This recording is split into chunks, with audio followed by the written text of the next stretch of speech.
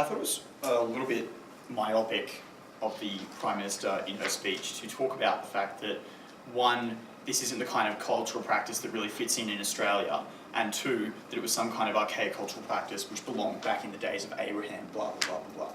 A couple of problems with that. One, this debate doesn't just deal with Australia, where obviously the rate of circumcision is much lower, because in general the kind of religious groups for which it is a cultural practice make up a smaller proportion of our society. But two, and more importantly, we think it's incredibly offensive to tell people for whom the days of Abraham are culturally important to them and part of their religious identity, to tell them that their ideas are archaic and outdated and don't belong in the kind of world the Prime Minister wanted to imagine existed today. So, I want to look at a couple of ideas in rebuttal, then I want to get onto my own material. First of all, this idea, briefly, on this assertion that there is no utility whatsoever associated with circumcision. Second of all, this idea about you couldn't possibly consent to this because you're a child and your parents can't make decisions for you ever, apparently. And finally, and very briefly, on this idea about your body parts being private. First of all, a lack of utility. No thank you. Alice just wanted to assert that there's absolutely no utility associated with circumcision. Like, why the hell would we lop off the end of a kid's penis for absolutely no reason whatsoever? There's no utility associated with it whatsoever. First of all, we would say, one, there's a very good reason why this practice exists, for a couple of reasons. First of all, it has some significant medical benefits that David's going to tell you more about within his deputy speech.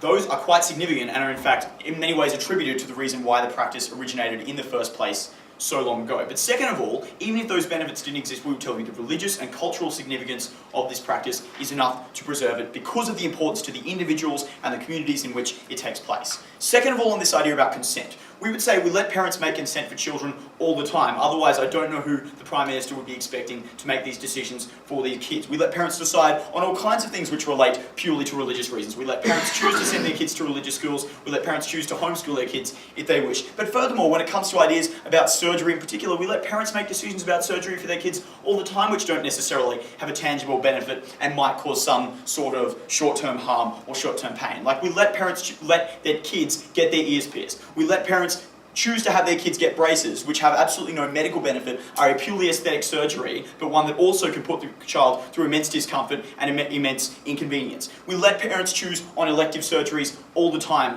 which involve the removal of body parts, like getting your tonsils removed, which is an outdated procedure, but parents can choose to still get their kids to undertake. Finally, and briefly on this idea about privacy, we would say the relationship between parent and child obviously means that to some extent that child's private parts aren't just something that's private and completely off limits. Like, if a child was diagnosed with some sort of disease involving their private parts, we'd say you'd probably ask the parents to, one, make a decision on that in the first place. But second of all, and more importantly, we think that in a community where circumcision is part of your cultural and religious identity, this isn't something which is just a matter of the individual, because when it comes to that individual fitting in within that community and feeling a sense of belonging and identity within that community and a sense of religious salvation, it no longer is a matter of privacy that the Prime Minister can just sweep under the rug.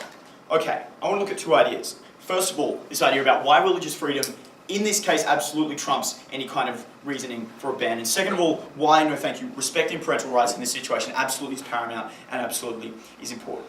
So let's take a look at why religious freedom is obviously important within this debate today.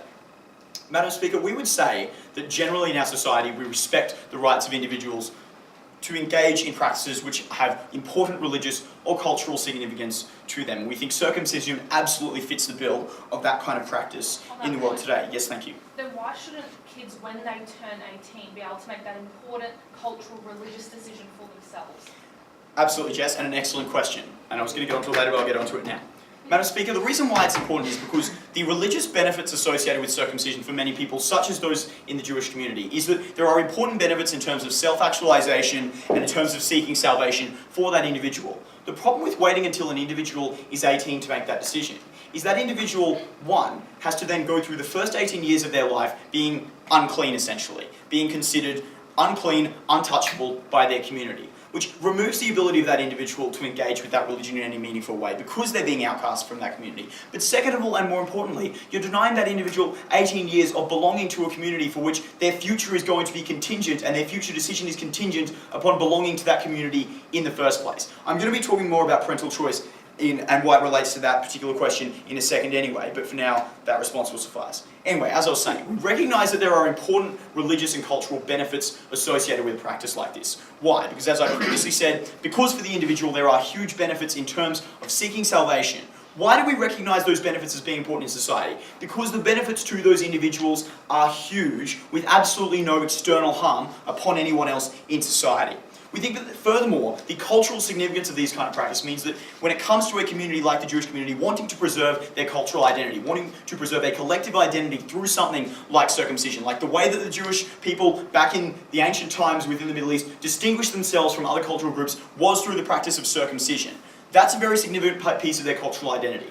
When you ban that, that is really harmful to that community because one, you are singling them out and targeting them in a way which is unfair and discriminatory, but two, you're denying them the ability to continue traditions which they hold very close to their hearts and hold deep significance within their cultural identity. We're not okay with banning that. We think that absolutely religious freedom trumps here. Why? Because we only ban religious practices when the harms from them are quite imminent, quite real, quite severe. That's why, for example, we would agree with the Prime Minister in not allowing female genital mutilation, because that is a practice which is incredibly damaging, which is incredibly permanent, and most importantly, absolutely harms that individual. No, thank you. We would say that in the kind of clinical sense in which a circumcision undertakes, the harms and the pain to the child are, to be frank, incredibly temporary and incredibly minimal. And the benefits are quite long-lasting in a number of ways, which David is going to elaborate on within his speech. So, parental rights, why are they important? We give parents a right to make decisions for kids all the time within society for a very good reason. One, because we recognise that parents have the right to choose the cultural and religious circumstances of the upbringing of their child, because as parents who undertake that upbringing, it absolutely is their right that they earn through doing so. But second of all, we would say that they are the ones who understand the child's best needs and best interests when it comes to raising that child within that cultural context that they're raising them in. Finally, we think the relationship between the parent and the child is important and something that absolutely should be preserved. Why on earth would we, what on earth is the consequence of banning parents from allowing to choose such a procedure from taking place? One, you damage the relationship between the parent and those child, because those parents have to raise their children for the first 18 years of their life being considered culturally and religiously unclean and an outsider. That's incredibly damaging to that relationship. But second of all, you absolutely undermine the ability for that child to engage within the community within which they're being raised. That absolutely damages that child's upbringing, it damages their future, and it damages their ability to self-actualize and seek salvation we are very proud to oppose.